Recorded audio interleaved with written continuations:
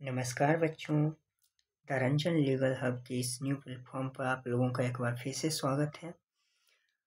आज काफ़ी लंबे टाइम के बाद हम ये सोच करके आए हैं कि अपना एक फिर से नया सीरीज स्टार्ट करते हैं।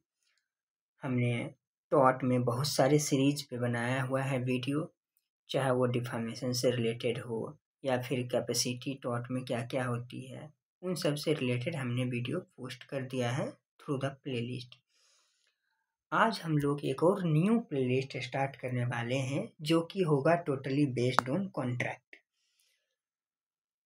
इस पूरे सीरीज में हम लोग कॉन्ट्रैक्ट एक्ट को बहुत ही इजी लैंग्वेज में बहुत ही अच्छे तरीके से समझने की कोशिश करेंगे, because contract is one of the most paramount subject of our law college. और इससे काफ़ी अच्छे खासे क्वेश्चन आते हैं, चाहे वो ऑल इंडिया बार एग्जाम में हो या फिर जुडिशियल सर्विस के एग्जाम में हो, सब में हो। तो हम जब ये पढ़ेंगे तो इसमें हम सिर्फ और सिर्फ इस बेयर एक्ट की हेल्प नहीं लेंगे, हम लोग ले करके चलेंगे साथ में दो तीन चीज़। सबसे पहला हम लोग लेंगे बेयर एक्ट को, ये तो बहुत ही इम्पोर्टेंट है। बेयर एक्ट के साथ क्या लेंगे? बुक। अब ये जो बुक है, हम डायरेक्टली बुक को रिफर नहीं करेंगे, चूँकि हम अपना नोट्स बना चुके हैं तो हम उस नोट्स के हेल्प से समझेंगे। हम अपना नोट्स शेयर करेंगे थ्रू दिस वीडियो तो व्यू फॉर योर। तो हम इस बुक के हेल्प से समझेंगे कि हाँ, किस तरह से कंसेप्ट को समझा जाए। हमने बहुत सारे बुक रेफ़र किए हैं, अवतार सिंह हो गया, आर.के. बांग्या हो गया, 3-4 बुक हमने रेफ़र करके अपना नोट्स प्रिपेयर किया था जब हम कॉन्ट्रैक्ट एक्ट पढ़ रहे थे। इसके बाद हम सबसे इम्पोर्टेंट चीज़ जो कि लॉ स्टूडेंट के लिए ज़रूरी होता है वो होता है केस लॉ। तो हम केस लॉ भी साथ ही साथ करते चलेंगे, जिस टॉपिक से रिलेटेड अभी हम पढ़ रहे हैं उससे रिलेटेड केस लॉ कर लेंगे। तो इस तरह से हम इसको पढ़ने वाले हैं, काफ़ी इंटरेस्टिंग होने वाला है। अपने दोस्तों के साथ वीडियो को शेयर करें, उनको भी हेल्प होगी। अब हम लोग आगे बढ़ते हैं। सबसे पहले हम लोग शुरू कर रहे हैं द इंडियन कॉन्ट्रैक्ट एक्ट 1872। जैसे ही हम टॉपिक शुरू करेंगे कोई, तो सबसे पहले हमको काम ये करना है, we have to understand the topic, what the topic says about. इसको समझना बहुत ही ज़रूरी है, because before understanding what the topic says about we can't understand what is topic saying.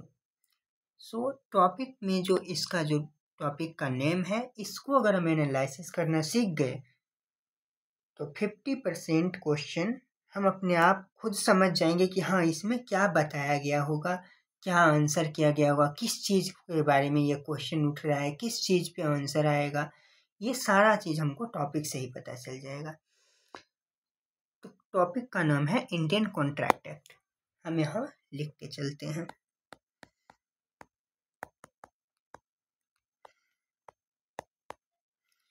जब भी हम लिखेंगे इंडियन कॉन्ट्रैक्ट एक्ट तो हम इस तरह से लिखेंगे, इंडियन कॉन्ट्रैक्ट एक्ट लिखेंगे। एक्ट हमेशा स्टार्ट होगा फ्रॉम कैपिटल लेटर।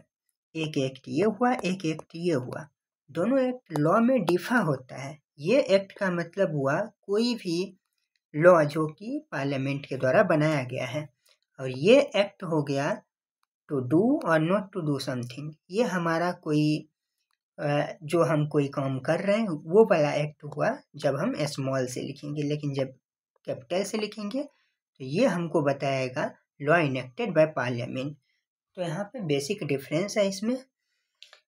अब हम पहले, चूँकि इंडिया में ये इसका extension through out the territory of India होता है, इसीलिए यहाँ पे इंडियन का यूज किया गया है। 3-4 वर्ड यहाँ पे बचा, कॉन्ट्रैक्ट एक्ट 2 यहाँ हो गया, एक वर्ड है 1872। जब भी हम कोई एक्ट पढ़ेंगे, जो ये ईयर ये एक्ट कैरी कर रहा है, ये ईयर इसका इनेक्टमेंट ईयर होता है। बहुत सारे स्टूडेंट यहाँ पे गलती करते हैं, इनेक्टमेंट के जगह पे लिख देते हैं इन्फोर्समेंट ईयर। ये इन्फोर्समेंट ईयर नहीं होता है, ये होता है इनेक्टमेंट ईयर, यानी कि इस डेट में ये एक्ट इनेक्ट हो गया था, अब ये इम्प्लीमेंट कब से होगा ये पता नहीं। जैसे हम लोग पढ़ते थे पहले आईपीसी, क्या पढ़ते थे 1860, लेकिन इसका इन्फोर्समेंट डेट कब था 1862। हम लोग अभी बीएनएस आया, पढ़ते हैं बीएनएस 2023, ये जो 2023 है ये इसका इनेक्टमेंट डेट है, ये इन्फोर्स कब से हुआ है 2024 से। जब भी कोई एक्ट ये ईयर कैरी कर रहा है, ये ईयर होता है इसका इनेक्टमेंट ईयर। अब आगे अगर हम बात करें एक्ट की, what do you mean by act, this is a very important question. हम इसको एक बार इरेज कर लें, उसके बाद फिर से स्टार्ट करते हैं।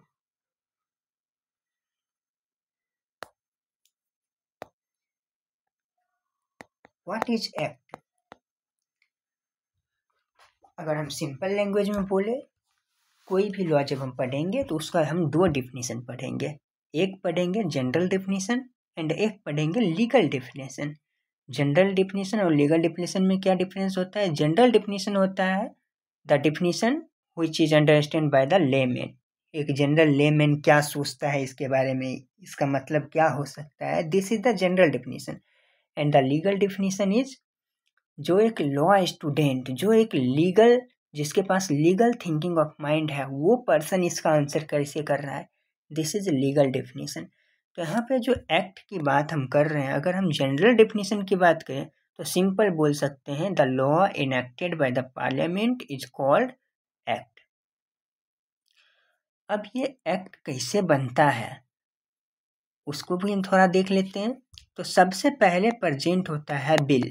कहाँ पे बिल प्रेजेंट होगा? पार्लियामेंट में, चाहे वो लोअर हाउस हो या अपर हाउस हो, बट एक रूल चलते आ रहा है कि पहले लोअर हाउस में प्रेजेंट करेंगे, उसके बाद अपर हाउस में।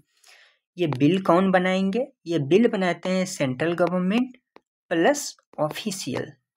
ऑफिशियल कौन हुए? सेंट्रल गवर्नमेंट के साथ जितने भी कैबिनेट मिनिस्टर होते हैं वो सब इस ऑफिशियल्स में आते हैं, चाहे वो एग्जीक्यूटिव के मेंबर हो गए, आईएएस रैंक के ऑफिसर हो गए, वो सब इस ऑफिशियल्स में आ जाते हैं। अब ये पार्लियामेंट में क्या क्या आता है?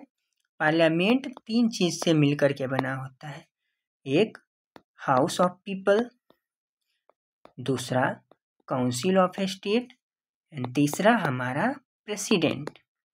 ये तीनों मिल करके पार्लियामेंट का फॉर्मेशन करते हैं।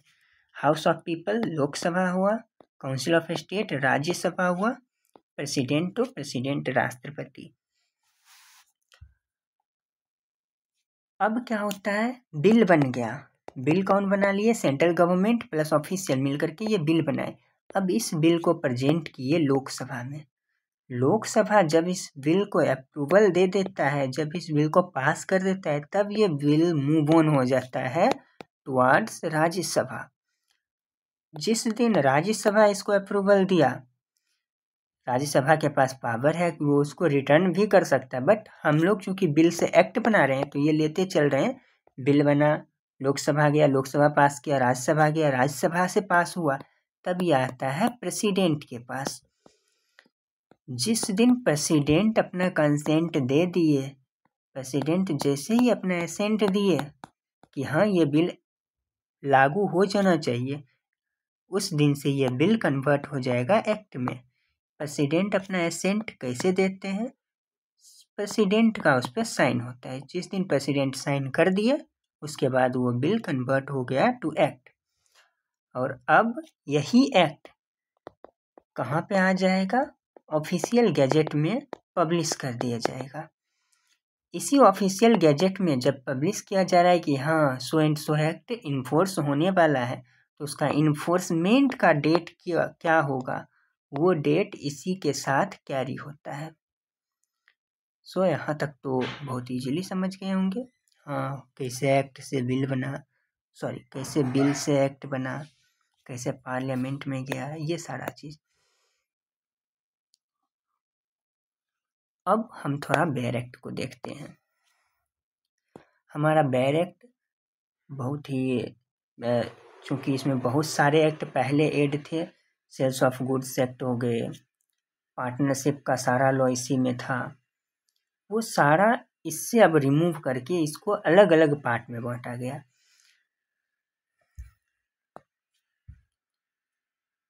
इस बेयर एक्ट में जब हम पढ़ेंगे तो सबसे इम्पोर्टेंट सेक्शन है हमारा section number 2।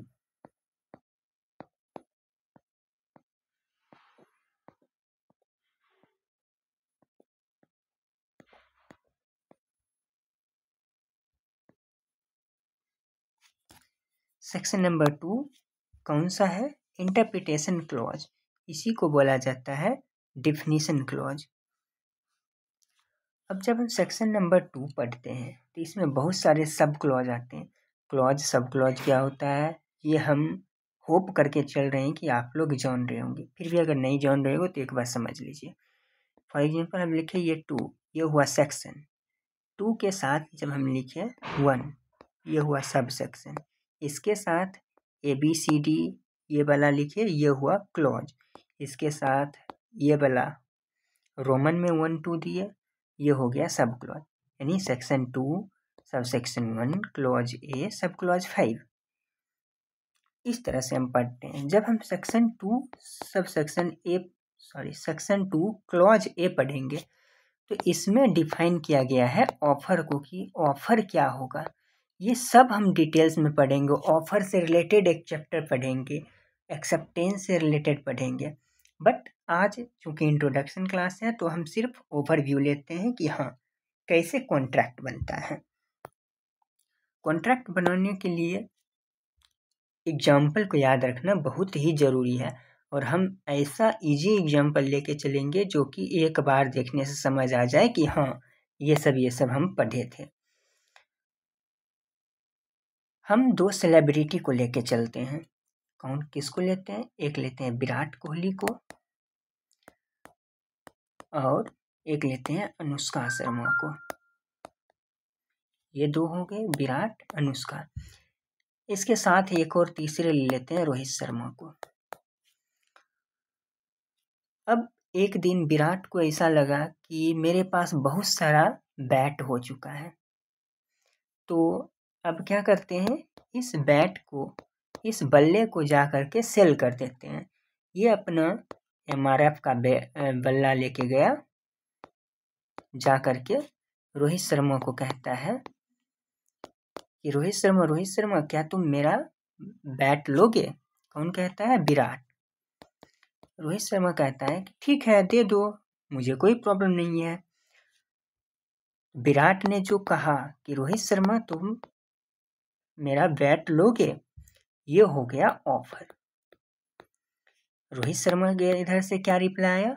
Yes, no problem. ये हो गया हमारा एक्सेप्टेंस। अब जैसे घर पहुंचा तो Anushka Sharma as Indian wife क्या बोलती है? विराट तुमने ये बल्ला बहुत ही महंगा मंगाया था, कश्मीर से तुमने ये बल्ला मंगवाया था, बहुत ही कॉस्टली था, रोहित शर्मा को तुम ऐसे ही दे दोगे? कुछ ना कुछ तो तुमको रिटर्न में मिलना चाहिए। यहाँ तो कुछ मिला नहीं इसको रिटर्न में। तो क्या कहता है कि ठीक है, अब हम जब भी किसी दूसरे पर्सन को देंगे तो ठीक है, अब हम रिटर्न में कुछ लेके आएंगे।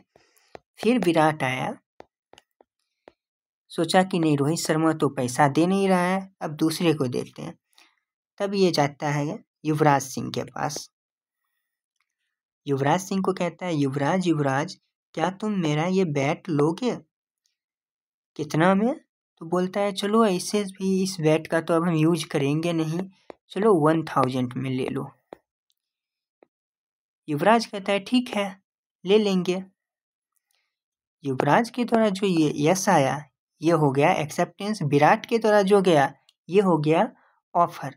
अब ये जो 1000 आया इसमें ये क्या हो गया? ये हो गया कंसीडरेशन। क्यों? क्योंकि कंसीडरेशन क्या होता है? Something in return. यहाँ पे समथिंग इन रिटर्न क्या मिला? समथिंग इन रिटर्न में 1000 रुपीज मिला है, इसीलिए 1000 रुपीज कंसिडरेशन हो गया। इसी को लीगल टर्म में बोलते हैं क्विड प्रो क्यो। ठीक, अब ये जो दो टर्म हुआ, दोनों टर्म में क्या हुआ, इसको एक ओवरव्यू ले लेते हैं ताकि याद रह जाए। फर्स्ट टर्म में क्या हुआ था, ऑफर गया विराट की तरफ से, रोहित की तरफ से एक्सेप्टेंस आया। ऑफर एक्सेप्टेंस मिलके क्या बन गया था, प्रोमिस बन गया था। रोहित शर्मा और विराट के बीच में एक प्रोमिस था सिर्फ। अब क्या आया, ऑफर आया, एक्सेप्टेंस आया, और युवराज सिंह के केस में क्या आया, कंसिडरेशन आया। ऑफर एक्सेप्टेंस कंसिडरेशन मिलके क्या बन जाएगा, एग्रीमेंट बन जाएगा। ठीक, अब फिर आगे चलते हैं, ये दो टर्म याद रखना है। अब दोनों के बीच में ये एग्रीमेंट हो गया था, किसके किसके बीच में, विराट और युवराज सिंह के बीच में। अब युवराज सिंह कहता है कि विराट का बल्ला बहुत अच्छा है, वो तो हमको चाहिए हर हाल में, और पैसा हम देंगे नहीं। ये जाता है विराट के पास में, कहता है कि विराट विराट तुम अपना जो बल्ला हमको 1000 रुपीज में देने वाले थे वो हमको आज दे दो, आज हमको क्रिकेट खेलना है, हम तुमको कल पैसा दे देंगे। विराट कहता है कोई बात नहीं, ले जाओ, ये अपना बैट इसको दे देता है। अब जैसे ही बल्ला मिला, युवराज सिंह बल्ला लेके गायब, न कभी विराट से मिला, न विराट को अब पहचान रहा है, कुछ नहीं, गायब। अब विराट के पास क्या कोई रेमेडी है, कोई रेमेडी नहीं है। क्यों, क्योंकि कोई इसके पास प्रूफ नहीं था। फिर गया घर, अनुष्का शर्मा आती है, कहती है हो गया ना, लगा लिया चूना, अब हो गया, खुशी मिल गई। अब विराट कहता है कि अब तो हम इसका बदला लेके रहेंगे। अब फिर विराट जाता है, कहता है कि मेरे पास और बल्ला है, उसको हम बेचेंगे, अब हमको ये बल्ला रखना नहीं है, बेच के ये जो हमको यहाँ पे घाटा लगा है उसको बराबर करना है। विराट जाता है अब किसके पास, अब ये आता है शुभमन गिल के पास, कहता है कि शुभमन शुभमन क्या तुम मेरा बल्ला लोगे, कितने में, कहता है कि चलो 10,000 में। शुभमन के मन में क्या चल रहा है, अरे युवराज सिंह इसका बल्ला लेके भाग गया, हम भी लेके भाग जाएंगे, ये तो कुछ करेगा नहीं। ये कह देता है ओके कोई प्रॉब्लम नहीं, हम ले लेंगे।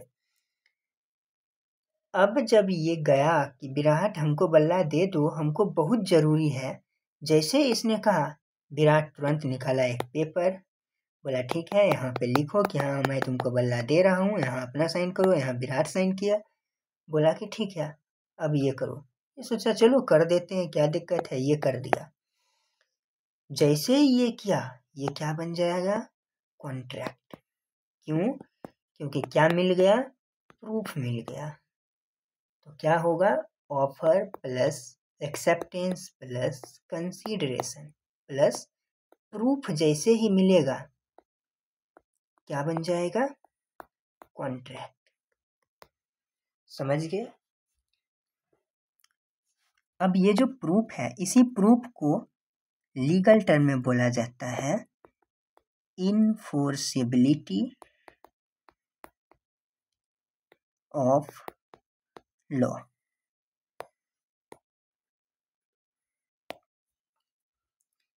समझ गए कॉन्ट्रैक्ट कैसे बन रहा है। ऑफर एक्सेप्टेंस मिलके प्रोमिस बना था, ऑफर एक्सेप्टेंस में कंसीडरेशन मिल गया, एग्रीमेंट बन गया, कंसीडरेशन के बाद प्रूफ मिल गया, कॉन्ट्रैक्ट बन गया। अब सबका एक बार ओवरव्यू बहुत ही अच्छी तरीके से समझ में आ जाएगा।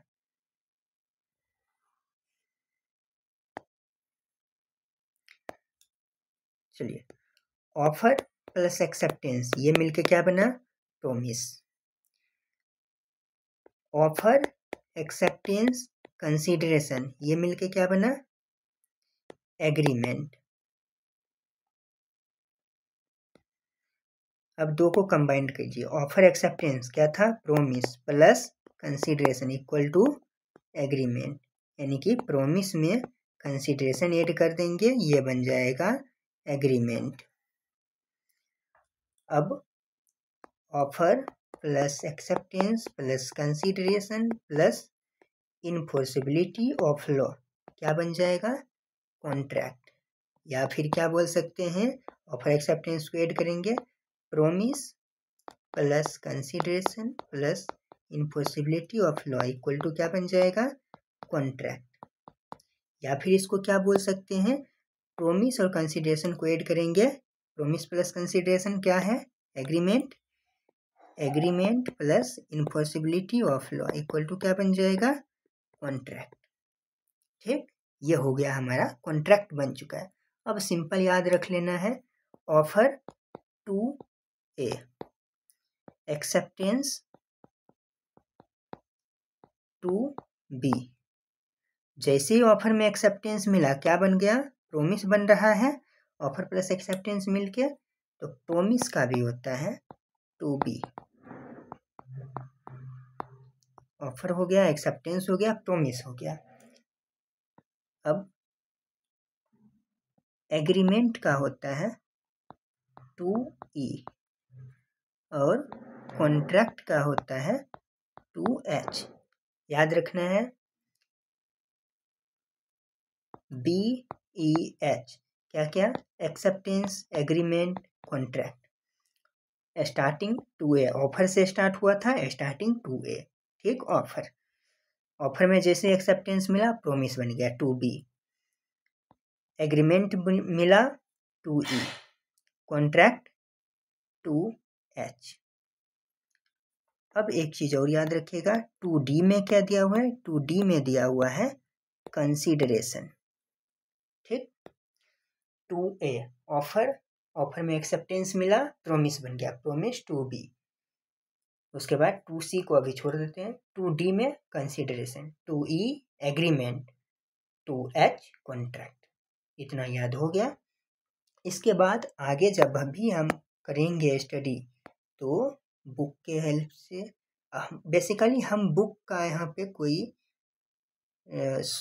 डेमोन्स्ट्रेशन शो नहीं करेंगे, हम अपने नोट्स के हेल्प से करेंगे इसको कवर, और इसी तरह से एग्जाम्पल के हेल्प से करेंगे ताकि हमको चीज़ें याद रह सकें।